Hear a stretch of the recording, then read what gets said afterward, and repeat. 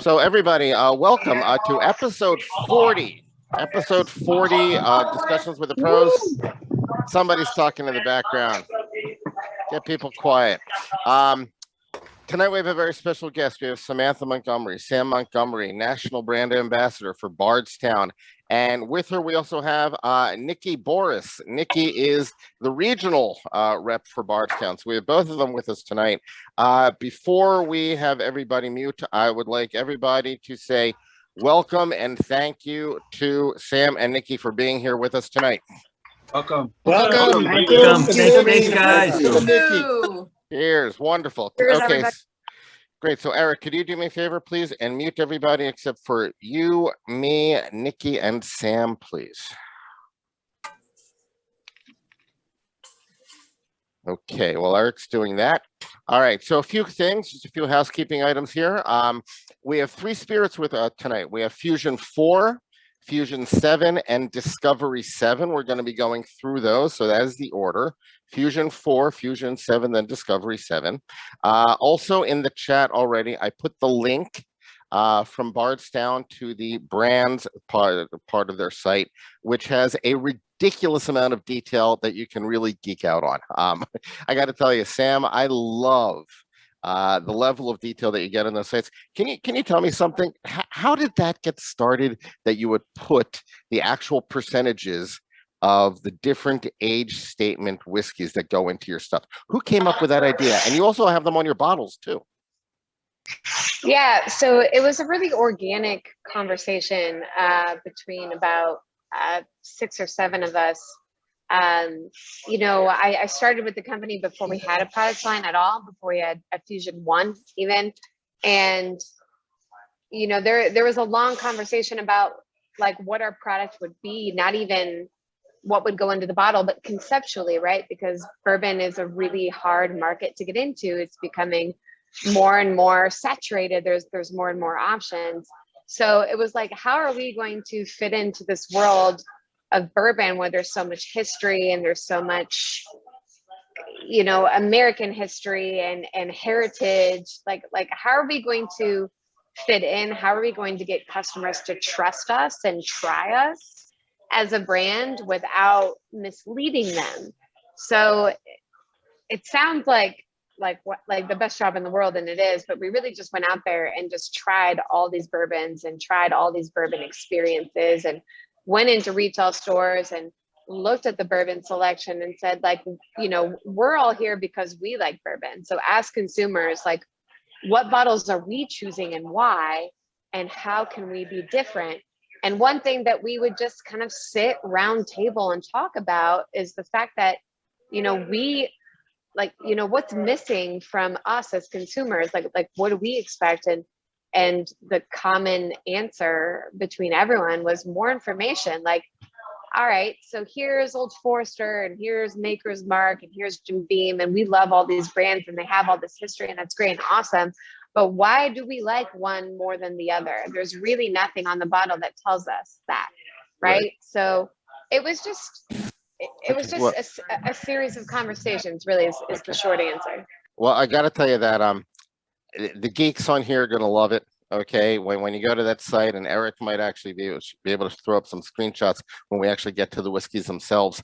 By the way, nobody has to be shy. You can start drinking if you want. In a minute, we'll start talking about Fusion 4.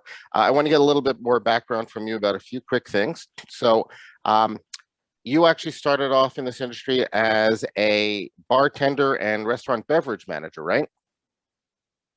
Yes. So I was in hospitality for about 12 years before I started with the company, and kind of played every role within a restaurant. I love restaurants. I love bars. They're my heart and soul. But loved bourbon and always kind of wanted to find, a way to keep one foot in and put one foot out into the bourbon industry. So it just kind of worked out perfectly that way. Honestly. No, well, one of my favorite stupid movies is Harold and Kumar Go to White Castle, and one of my favorite lines from that movie is, "The universe tends to unfold as it should." And in some cases, we all end up where we're supposed to be. I want to get one other thing out of the way about corporate news, because there's been a lot of corporate news about Bardstown over the last few months. So I understand that Bardstown was recently acquired by the Pritzker companies, and also you just acquired Green River. Okay, so can you tell me what that means for you and the company? What do these moves mean for you guys? Yeah, so let's tackle them one at a time. Uh, Bardstown was recently bought out by Pritzker Private Capital. And Pritzker Private Capital is an equity group based in Chicago. I know mostly everyone here is from Chicago or Illinois at the very least. So there's a lot of opinions and a lot of maybe emotions that kind of tag along with that news. We can separate that from whiskey. It's good.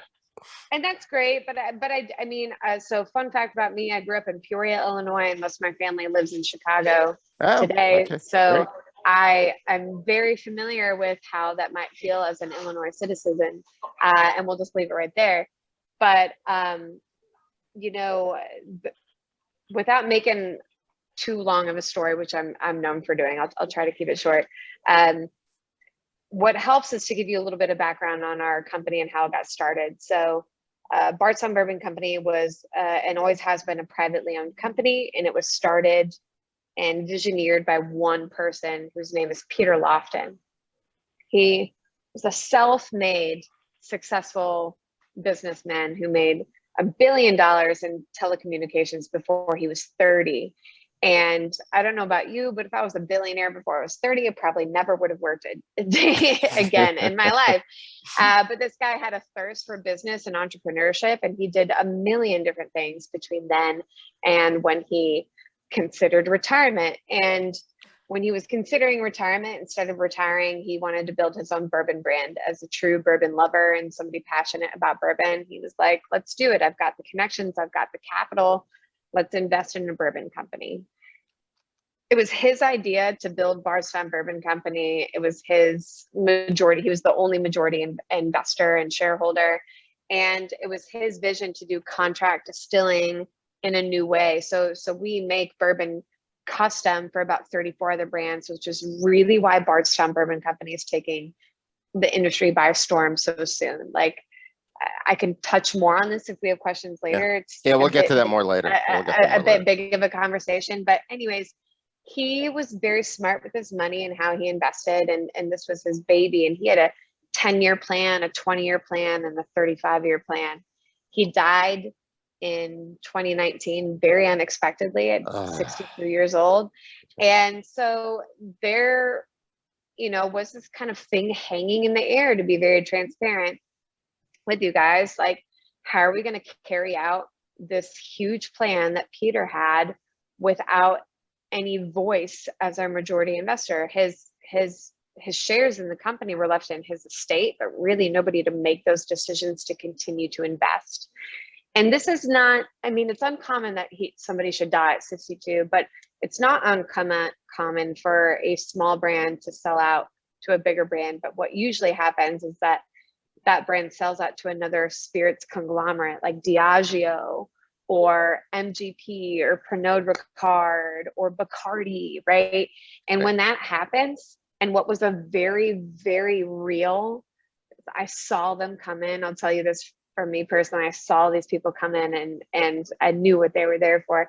I saw these brands come in and make offers to buy us out. If they would have bought us out, I would not have a job. Nikki would not have a job.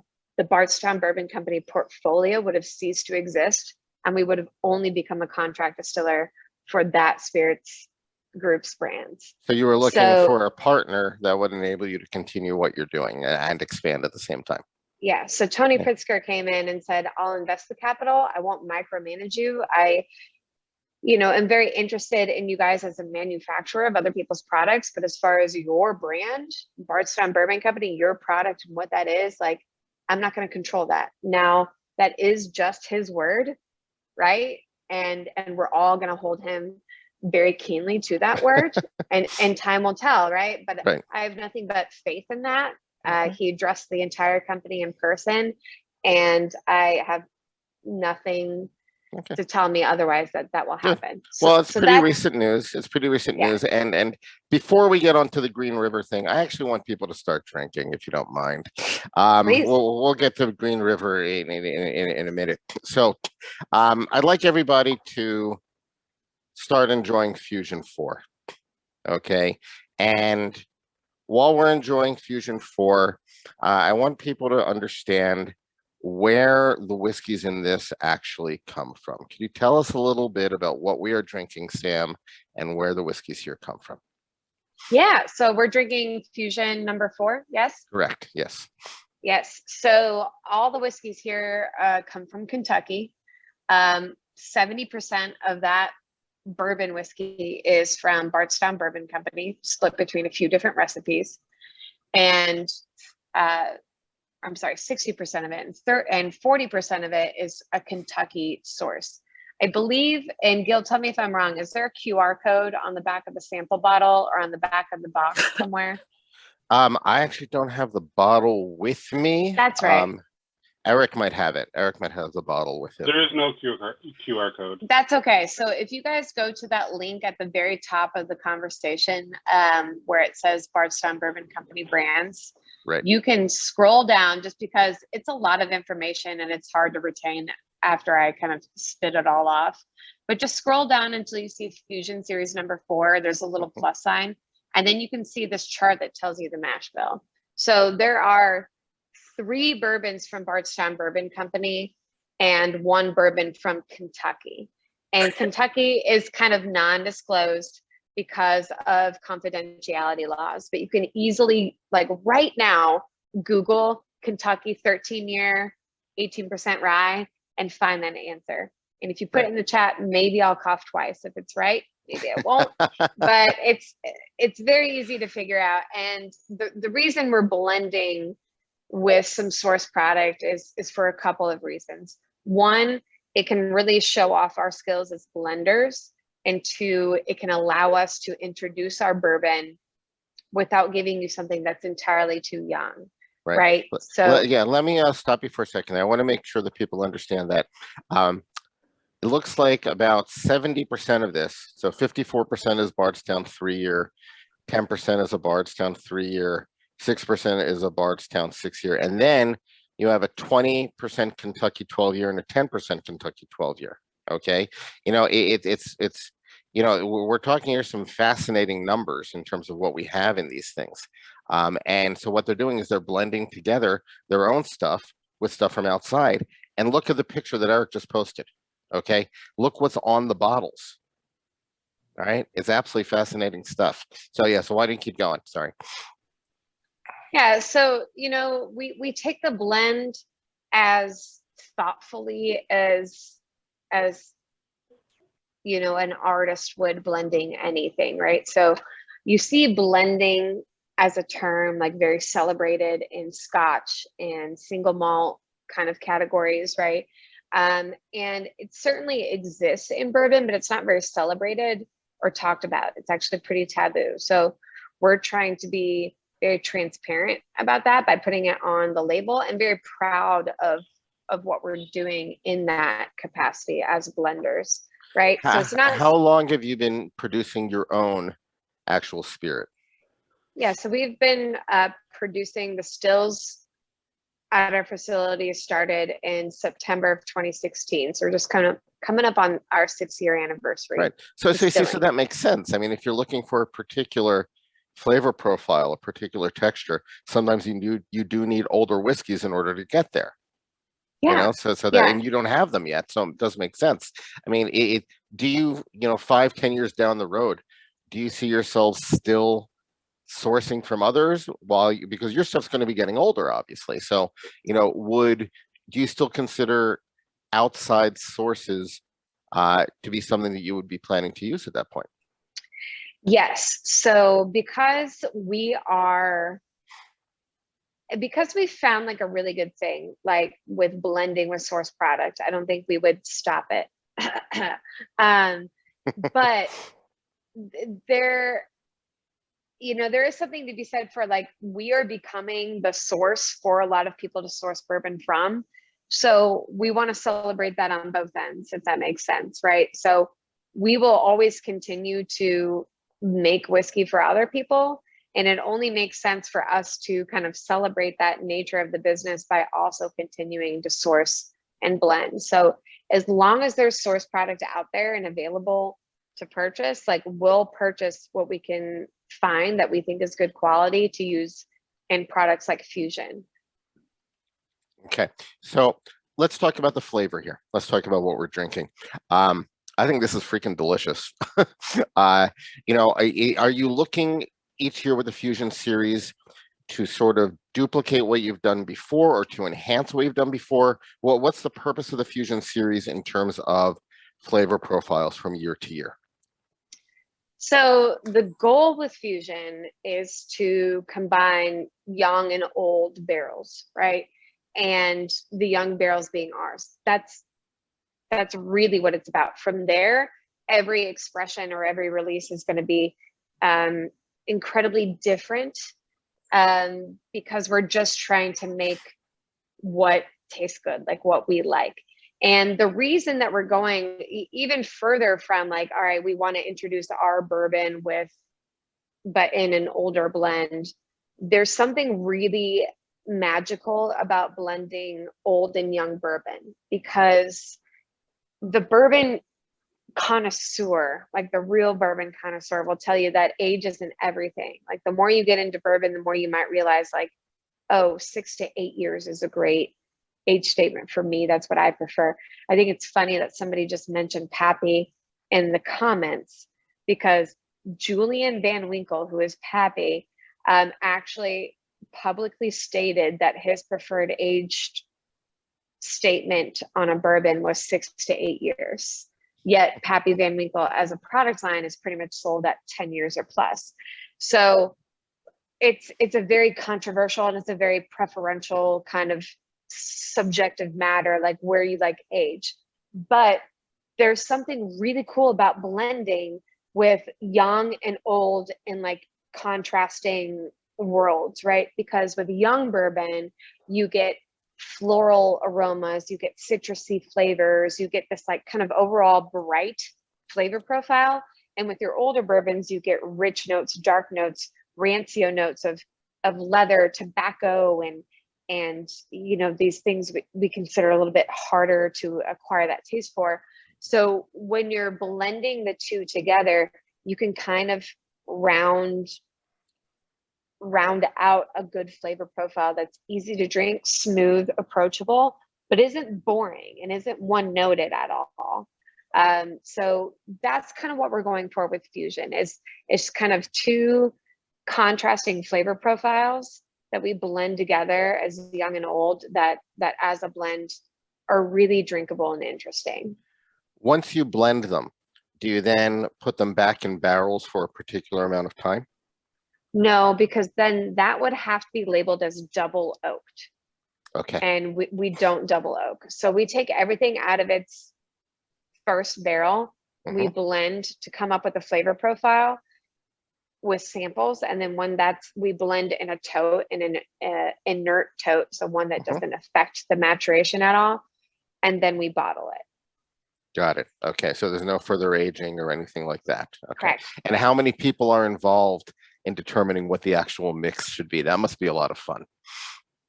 It is a lot of fun. So it's been kind of an evolving formula. When I started with the company, there were 4 of us that did the blending.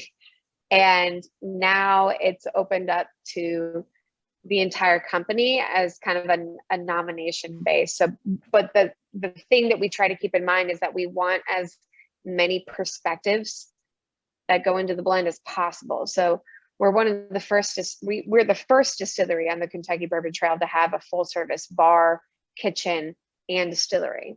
So at the beginning, we were like, well, why, waste the talents of these particular palates, our mixologists and our chefs, to just have our master distiller do this, right? So what we started was kind of like this blending tournament, if you will. And it sounds as as fun as it really is.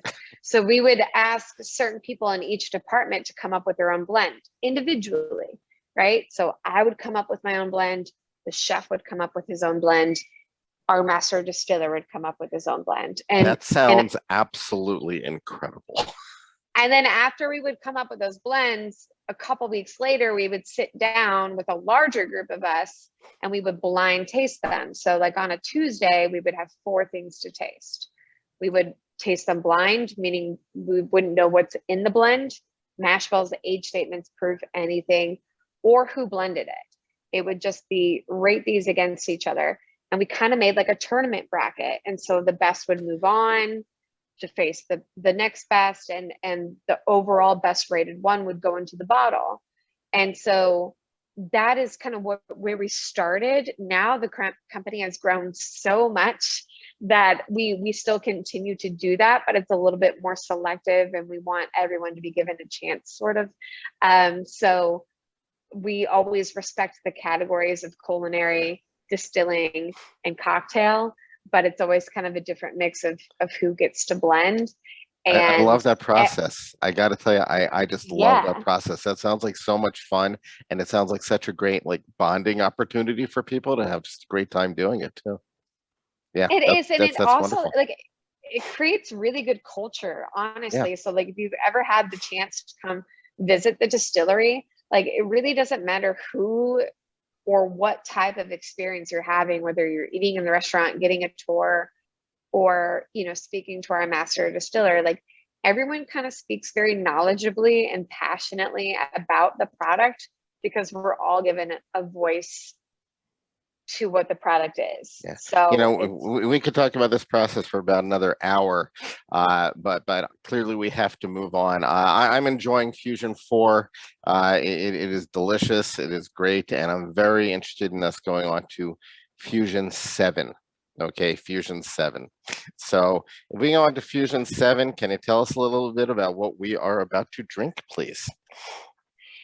Yes. So Fusion 7 is going to be that same concept of young and old, right? We did kind of up the ante after Fusion 4.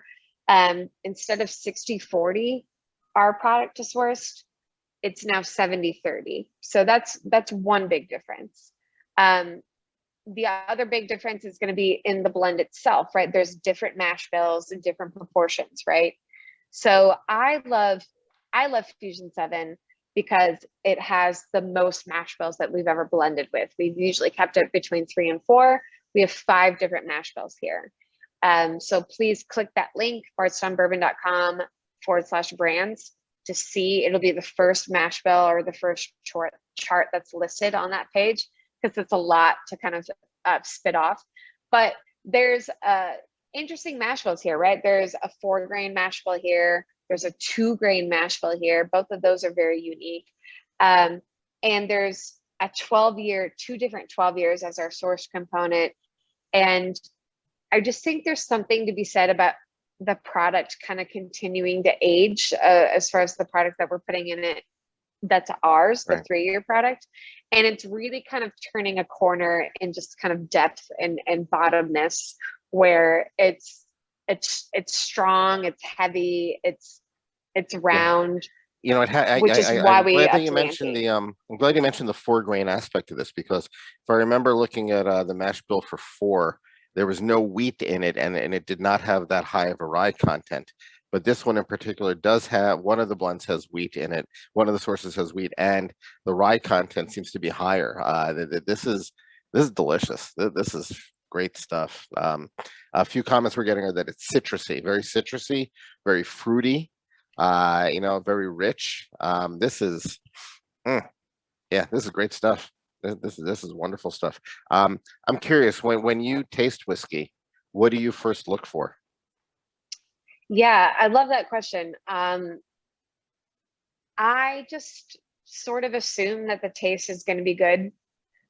So I really hyper focus on the nose first and the finish second, and the mouthfeel. Like if there's a bad flavor, like we're doing something wrong as producers, right? Like I know we're not going to produce anything that has a bad taste.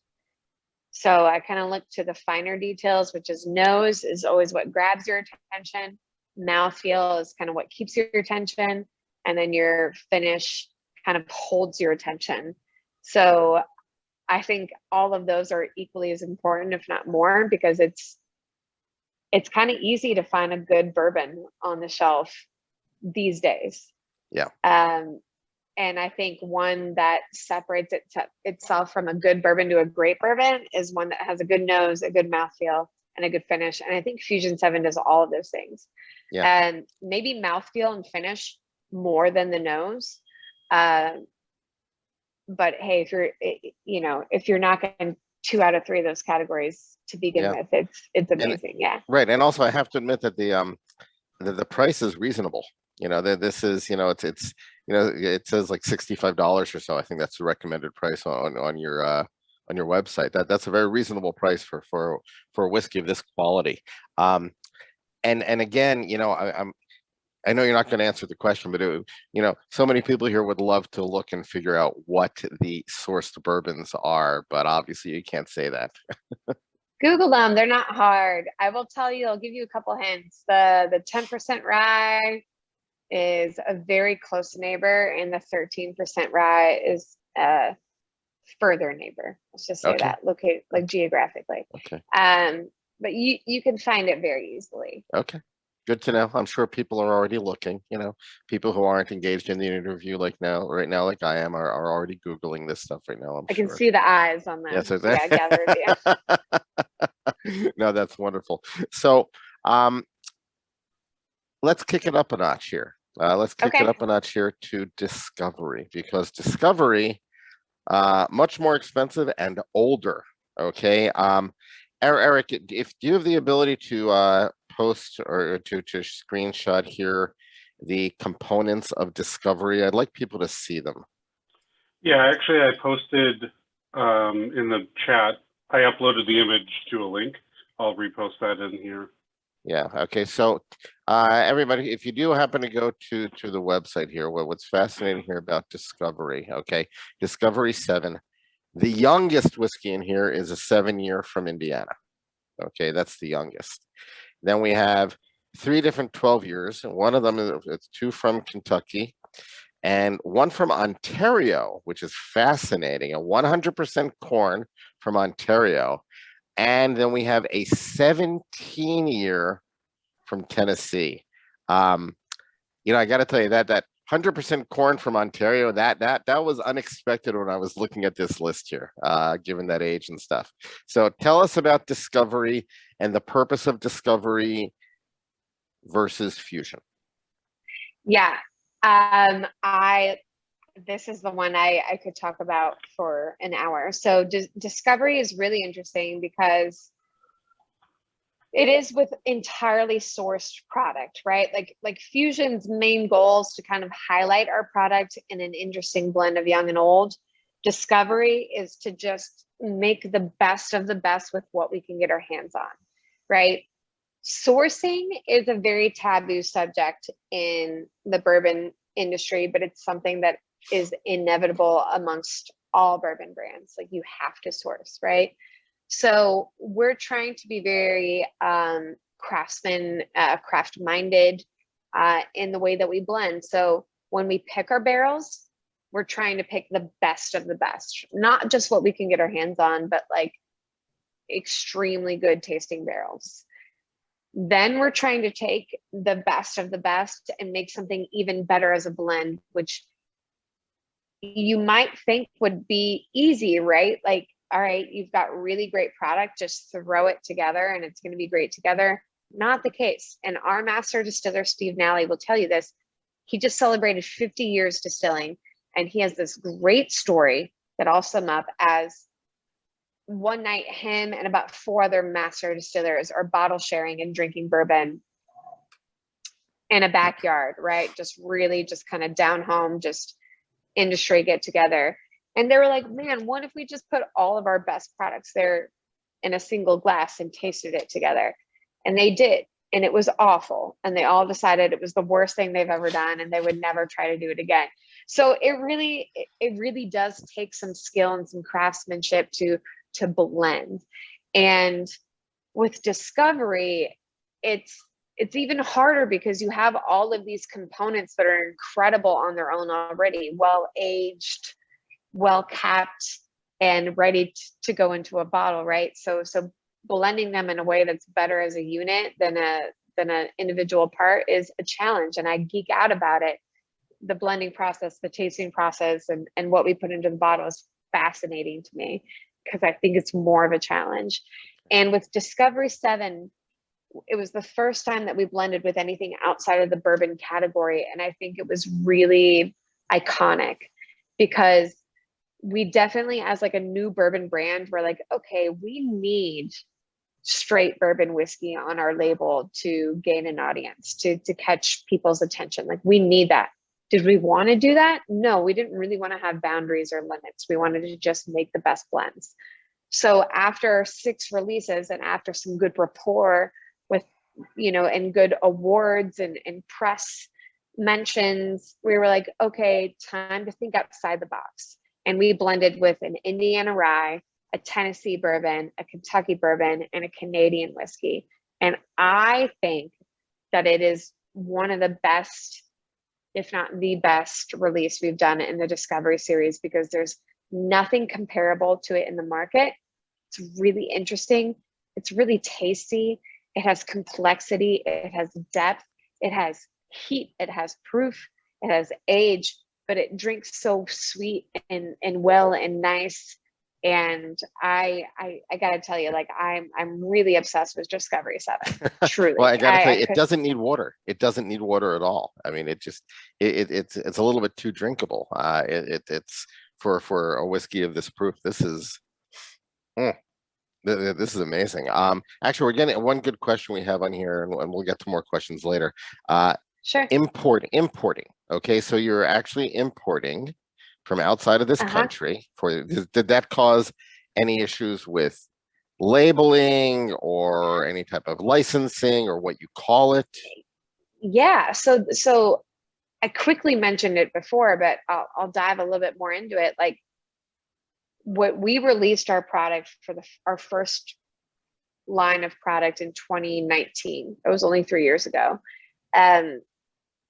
We knew right away that we couldn't sell Discovery as a blended whiskey, right? Like, it had to be a straight bourbon whiskey, not just a bourbon whiskey, but a straight bourbon whiskey. So this Canadian source that we've been sitting on for a little while, because we knew we needed to kind of gain a rapport, because it's not a bourbon once you blend with anything that's not a bourbon, right? Even the Indiana rye being in there means it's not a bourbon. So yeah, we definitely been holding off. Like, that definitely was like some strategy and some planning. Like, okay, we can't just come out with a blended whiskey. There's a bit of a taboo or a negative connotation to that. We have to build up a rapport and a reputation as good blenders and good producers before we could produce that. So yeah, as far as the labeling goes, yes, huge importance on how we label something, because that's how it sells before people know you, right? Is your label. Right. And as far as importing is a big deal. It requires a lot of communication and logistics. And so yes, getting something from Canada was a little bothersome, but we knew when we tasted it that we had to have it because it was really good stuff. Canadian whiskey has a very lax set of regulations. It can be blended with distillate, it can be blended with brandy, it can be blended with wine, and you can still call it whiskey. But the beautiful thing about having, your mash bills on the side of the bottle is that we can't lie about that. Like, once we put that on there, like, that information has to be true. And it's 100% corn, 12-year whiskey, and really good stuff. Like really just tasty quality stuff. So, what's good here is that a few people are commenting that they're going back to the 7, they're going back to the 4 after this, and they still hold up, even though the discovery is at a higher level. The others are still holding up, and we're even getting a little bit more of an appreciation for them, relative to it, because they have younger things in there, but they're still good, compared to this. The blending has done a great job. One question I have for you about it is, are all of the things that you're producing right now, they're all bourbon right now, right? Do you actually produce rye also? Because I don't see Yeah. any rye. I don't see any rye yet on your product list, although I do see rye content in many of your products.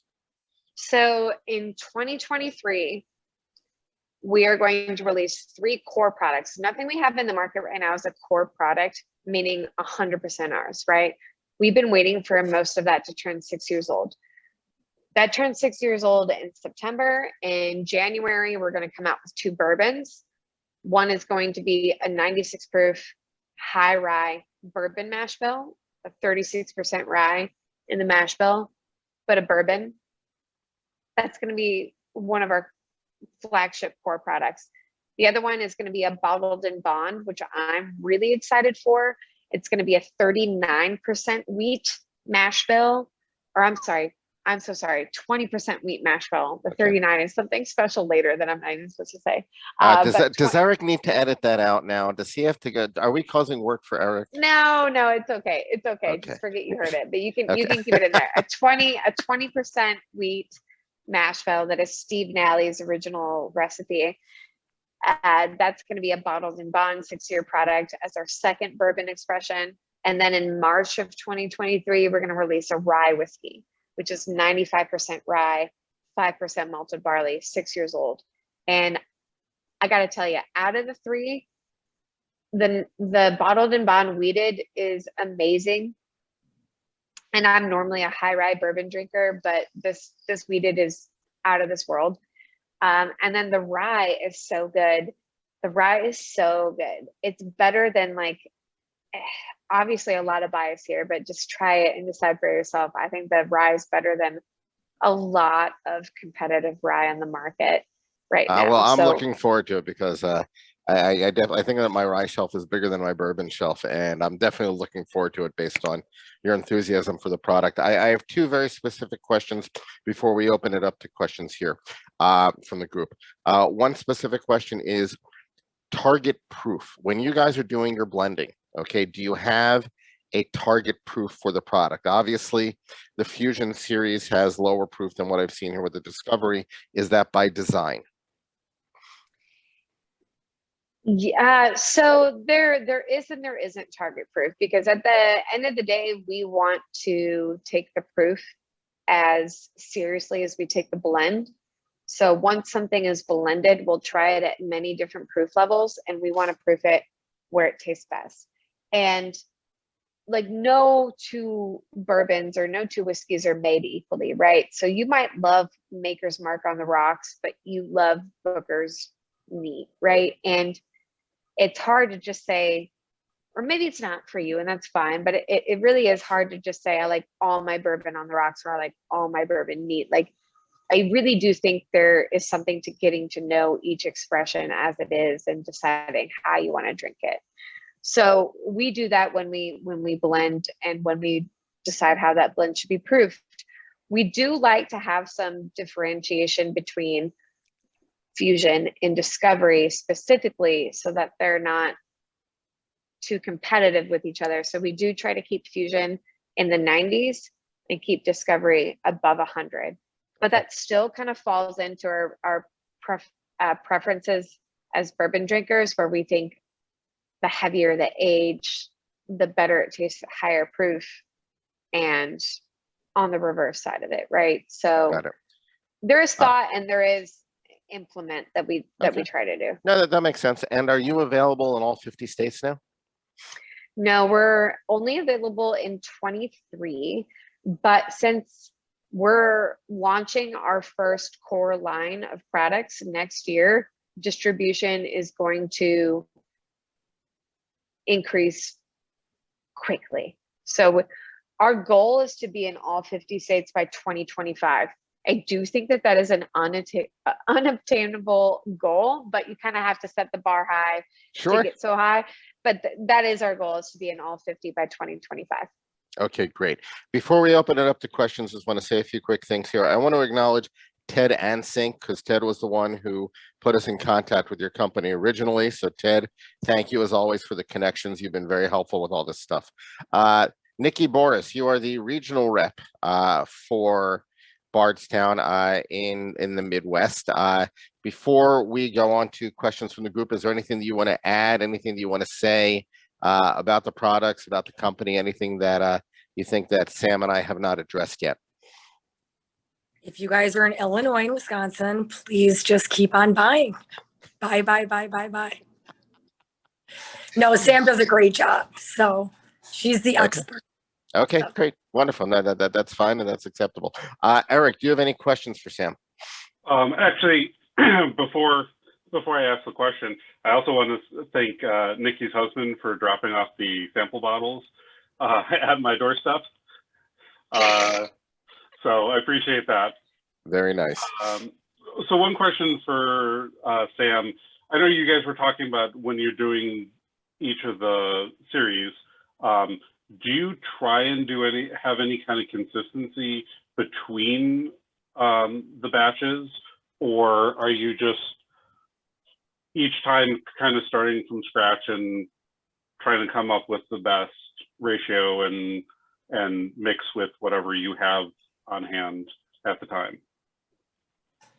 It's kind of equal parts, yes. And to explain that further, like, yes, I think primarily we're trying to come up with the best blend possible. And the biggest way to see that is like tasting a couple of our releases side by side together. So if you ever get the chance to try, I mean, you just tried Fusion 4 and Fusion 7. I think those are totally different from each other, like night and day, right? So there's not consistency in flavor profile. Definitely we're trying to make the best of the best, right? But we're also keeping conceptual ideas consistent. So Fusion being in the 90s, Discovery being in the 100s, Fusion leaning heavily on our young product and being that contrast of young and old, Discovery being only sourced and the best of the best, right? So it's yes and no. But I think really what you're looking for is, no consistency in flavor profile. We're truly trying to come up with the best blend that we can. Okay, cool. And one follow-up question. Like when Fusion 4, Fusion 7 runs out, are you guys planning on taking the same recipe and trying to recreate number 7, or it is what it is and once it's gone, it's gone? Yeah, it is what it is. Once it's gone, it's gone. And we'll come out with Fusion 8, Fusion 9, whatever the next release is, as a way to keep the consumers interested, engaged, and keep our kind of creative ventures or our creative interests, satisfied as blenders and producers. When we come out with our origins will be consistent, right? Like that'll be the thing that you can always rely on. I mean, hopefully you can always rely on any of our products to be quality, but as far as like flavor profile, our origins will always, that's what that will provide, while our Fusion and Discovery will continue to be different release to release. Great, thank you very much. Wonderful. Okay, so before we go on to questions, I do want to recognize one other person here. Ariel, be patient. You've raised your hand, and I appreciate it.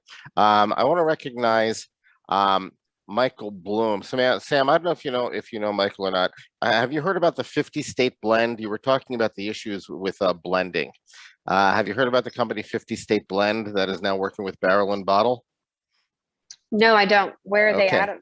Okay, well, we have the 50-State Blend guy on here. He's actually a friend of ours, Michael Bloom, and he's working with Dave Sweet, Barrel and Bottle, and they just came out with their first bottle on the shelf. It's called Rivalry, and it has 11 whiskeys from 2 rivalry states, Wisconsin and Illinois. Michael, I just want to recognize you here and see if you have any questions for Sam. Thank you, Sam. Great presentation. Really appreciate you being here. And talking up how important it is to value blending.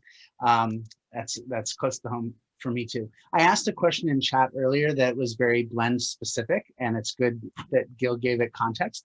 I wanted to know how long the blends that you make at Bardstown actually sit in that neutral tote before you bottle them.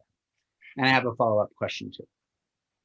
So I've personally seen them sit in a tote for a day and up to a week. Okay. So not that long. It really it's really been as like a growing bourbon brand that's kind of grown our production and our staff immensely. Has just been as quick as we can. I think there's definitely some value to letting it sit together in a blend to let it really bind and do the magic that makes it kind of seamless in flavor. So it's never been an extraordinarily long amount of time in my experience. Got it. Thanks for answering that question. And you Sure. also, I think we were all fascinated by the collective contributions to doing blends, whether from a culinary, bartending, or distilling background. I think that sounds awesome. I would love to work in a situation like that. I was wondering, in those situations, did you ever take two different entries and combine them together to get a blended blend? It's something that we've discovered we do when we're coming up with our final combination of proportions. I'm just wondering if you've ever thought of doing that. So I've got two answers for that. One of them is going to be not appeasing to your professional expectations, but once we've done the tasting, and I mean this in the most professional way, one of us will be like, what if we just combined our top two favorites into a glass and taste it? And then we'll all kind of stick around afterwards and go, oh my God, that was awful. Oh my God, that was terrible. When we're tasting through like a flight of 4 or 5 blends and we're really set on one, a lot of times we'll mix up the tasting controlled and make sure everyone still is hitting that first, because a lot of times it kind of depends on the order in which you're tasting things, right? It can kind of ruin or set one up to be particularly more preferable, right? So we always just make sure that we're kind of sure of ourselves. Like, oh, is there a common favorite? Let's mix it all up, try it again, make sure that common favorite's still the common favorite. And if there's like a split between the two, we've tried to kind of split the difference, but not so much just like pouring them in between, but kind of looking at them conceptually and being like, where could we divide these and combine? And so yes, in a way, we've kind of done it. I don't know if that was the answer that you're looking for, but we've definitely been considerate of that option. But once again, if one is really kind of blowing all the other blends out of the water, which happens a lot, no need to waste more time. Like, we all love it. Let's move forward with this one. That's a very satisfying answer. Thank you very much. Yeah. It's fun. Yeah. That's wonderful. Okay, Ariel Eisenberg, take it away. All right, thank you. So I had two questions. First one that's building off Michael's, which was how long do the blends sit in that sterilized tote before bottling? Chemically speaking, what would having that blend sit longer do? Is there anything chemically that would be happening? I mean, because if it's in a sanitized tote versus as in a bottle, what could happen? Okay, so I'm going to speak not as a professional, as a chemist or a lab chemist here. And for the record, we do have a lab chemist who is isolating these reactions and making sure that we're doing the best thing possible. But speaking as someone who just sensory analysis. Yeah. So when you put a blend together, there are certainly, you know, flavors all really kind of boil down to being chemical compounds, right? And water is definitely a big player too, because a lot of things are more soluble in water than they are without water in solution. They just kind of bind, like there really is this kind of binding of here's what exists in this solution, here's what exists in this solution.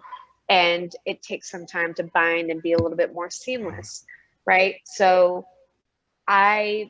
you know, somebody who's been able to blend since day one and very kind of intimidated by that fact, I've taken it very seriously and done a lot of trial and error tests on how blends that I've done sit in an hour, in a couple hours, and overnight. And there's just something about letting it sit overnight that just makes everything taste a little bit more seamless. Like they're not fighting with each other. They're a little bit just more present now. Just like a stew sitting overnight to blend the flavor. Yes, total And stew, there's also right? oxygen Like, there too, though. There's also oxygen there too, though, because in the totes, you know, it's not like the tote is filled all the way up to the top. There's space Right. in there, and there's also oxygen in there, Ariel. So, you know, there is more going on there. It's not just, you know, a completely sealed environment. There is oxygen, and that also probably has some effect. Yeah, I sorry. think so. This is the kind of nerd group that we are, that we talk So, at that and level. as a mixologist, like I that's where I came from, right? Is like, I've always used you said stew, I always use the chili analogy. Like chili always tastes better the day after than it does when you make it, because the flavors really just kind of intensify with each other, right? I think there's a connection there. There's similarities there, as anything with good flavor reacts with each other. As same thing with a batch cocktail. Like when you batch a cocktail, like whatever your more intense flavors are, like your bitters or your bitter spirits, like you're supposed to scale that back immensely, because as it sits in solution, it will continue to intensify the whole solution. So I 100% think there's something there to doing it quicker than letting it sit for too long. Cool. So my second question is a little bit less about the spirits and a little bit more about the distribution. And mainly because I've started seeing Bardstown a lot at Costco. And Costco obviously has stores in every state. So just from a distribution perspective, how would Costco and Kirkland being involved in distribution in their stores, you know, is there any effect in licensing then for other states and getting into other states through that avenue? So maybe Nikki could speak to why we're in Costco, but I think what she's going to tell you is that it's volume, and we need volume because we need brand awareness, right? Like we need more of our bourbon to reach more people, because we're not Maker's Mark, we're not Jim Beam, right? So like that satisfies us. State to state is incredibly different. So there's very little, if no, federal laws on distribution. There's a lot of federal laws on how you label and how you produce, right? But as far as distribution, that is entirely state regulated. So they don't care so much what you're doing in Illinois if you're Wisconsin, and vice versa. Although they might look at it competitively, like what you price it at and what they want you to pay them for. Like it's business and capitalism at the end of the day. But it has very little effect. Like in New York, which I'm at right now, there are no chain stores, right? So it's an entirely different world. And then in certain states like I think Pennsylvania and Virginia, or West Virginia, Ohio is one of them, where they're state controlled. The state decides who comes. So it's really weird, and it's an entirely people different love those state controlled. Yeah. People really love those state controlled liquor stores, man. They I must be a definitely blast. I will tell Horrible. you something very interesting about Costco, just the sales side of it. So Costco actually purchases individually by state, and it's up to the main buyer. So I can speak for Illinois. The previous buyer really liked and enjoyed Bardstown on their own and brought it in. It wasn't Huh. a sales pitch. It was just something that that buyer really wanted to bring in. And that's how I see the way that they run their business. I mean, it's for their consumers. I mean, obviously, you guys have shopped at Costco before. They don't work on high margins. You can get a great bargain there. It's really about good quality products and things that they really enjoy and see their customers buying. So they're a great, great partner for us. And it's nice sales side of it because you can get a really great price for it. So Yeah. Thank sorry, you. I'm losing my Appreciate voice. it. I too was in New York this week, only I probably was doing something a little too much drinking for me. All right. Thank you very much. Appreciate you both. Great questions, Ariel. All right, let's go to Todd Kell. Hey, Sam. I will preface this by saying I had some connectivity issues about 10 minutes in. So if you covered this, just tell me to shut up and watch the tape. But I'm curious about the process by which you select the sourced whiskeys that you want to bring in, particularly given the blending process that you described, which is awesome. Clearly, you don't have like a flavor profile in mind when you're going to these distilleries and saying, we want to bring in some of your juice. So is it just, we want to bring in the purest expression of Barton or whoever else that we could find? Or is it the flavor profiles of those sourced whiskeys themselves? Like, well, we have a lot of floral stuff. Let's bring in something that's oakier or spicier. You know what I'm saying? Yes. And I love your question because as a bourbon drinker, before getting into the industry, I was on the same page. I was like, man, this part of the business is fascinating to me. And I hate to tell you that maybe the answer you were hoping is not the answer that you want, but it is the truth. So when you look at any brand of bourbon that is sourcing any component, so whether it's Widow Jane, which is a phenomenal whiskey brand that has done a lot of sourcing, right? Or Kentucky Owl, that is similar to us, where they source from multiple and blend, or us, that source component never comes straight from the distillery, ever. There is this, not imaginary, but this a non-tangible market called the secondary market for barrels that exists only through spoken word and network connections. It's a very weird market where they're only dealing in barrels, right? And it doesn't exist anywhere. You can't go to a website. You can't really go to like a business website. This is a huge part of the business that I wish we spoke more about, but it's buying secondary barrels.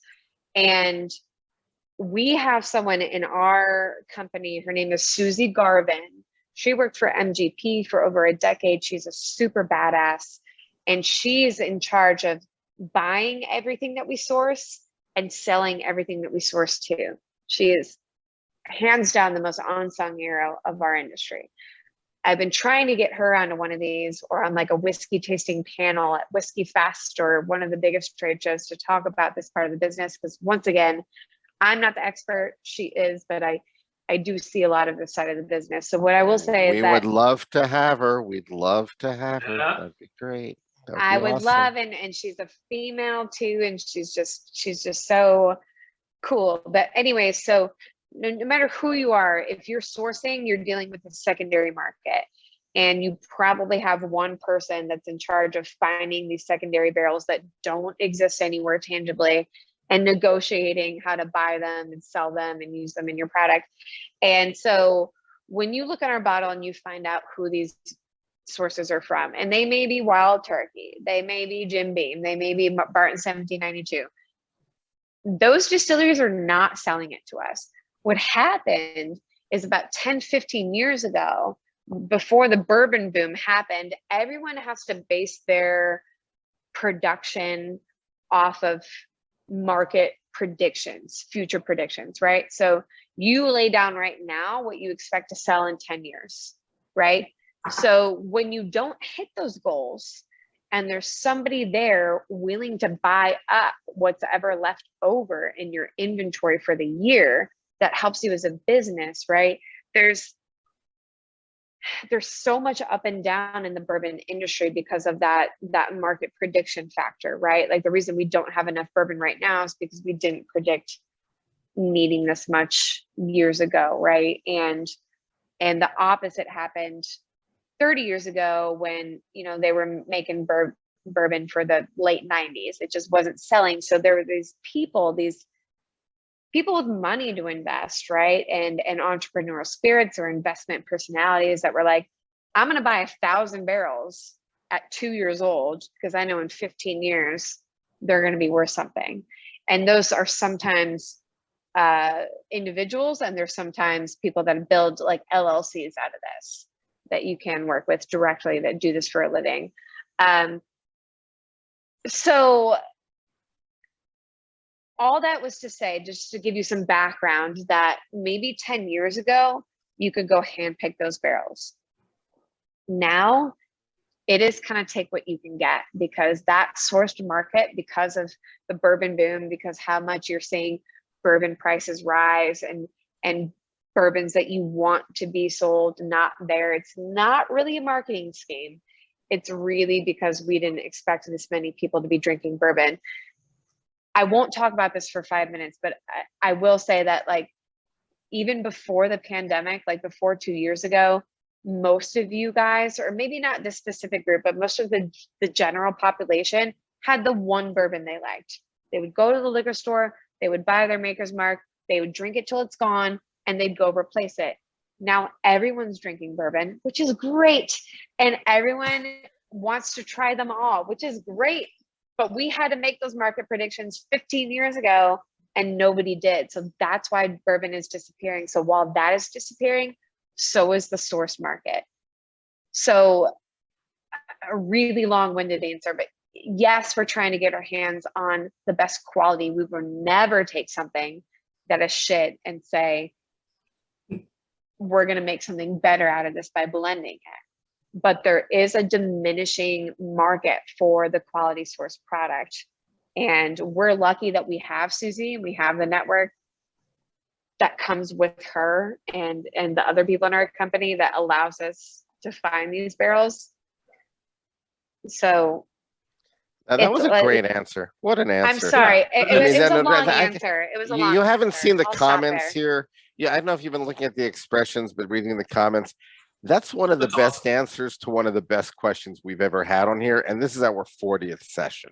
Okay. that was incredible. Todd, did you get the answer to your question? It was a fantastic answer, but I do have a follow-up now if I can.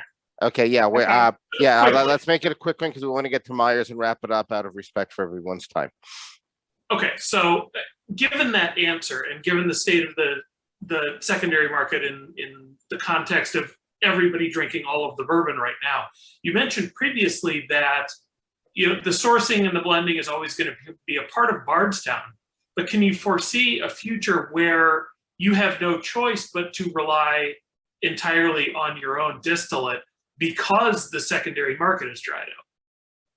Yes. Personally, yes. Yeah. Okay. Wonderful. Yeah.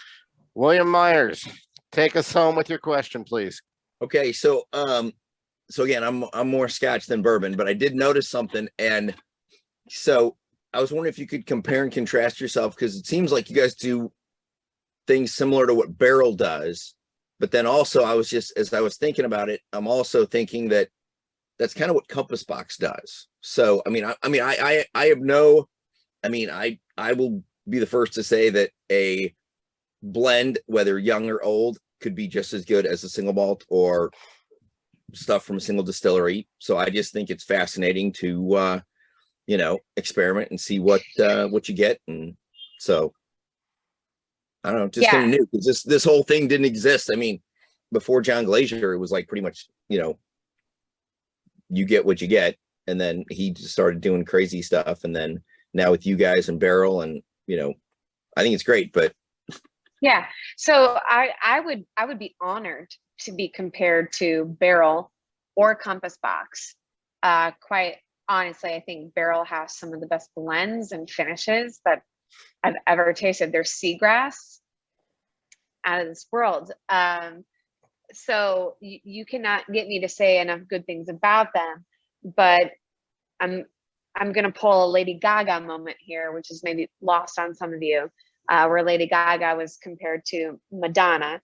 And she said, hey, Madonna was one of my inspirations. I certainly love her, but she was a performer, and I'm not just a performer. I'm a producer. I'm a writer. I'm a performer. I'm a creative, everything. And I think Bardstown Bourbon Company is that way, right? Like where Barrel is sourcing and blending. Yeah, we're doing that, and we certainly look up to them and hope we're doing as good of a job as them. But we're producing our own. We're producing for other people. We're mass producing and we're craft producing, which is pretty hard to have your foot in both. It's just it's hard to compare yourself because we're two completely different business models, and that's what I have to say about that. Like, I don't know how to, I think where we do kind of have the freedom to pivot and rely solely on our own product someday, smaller producers like Barrel do not. And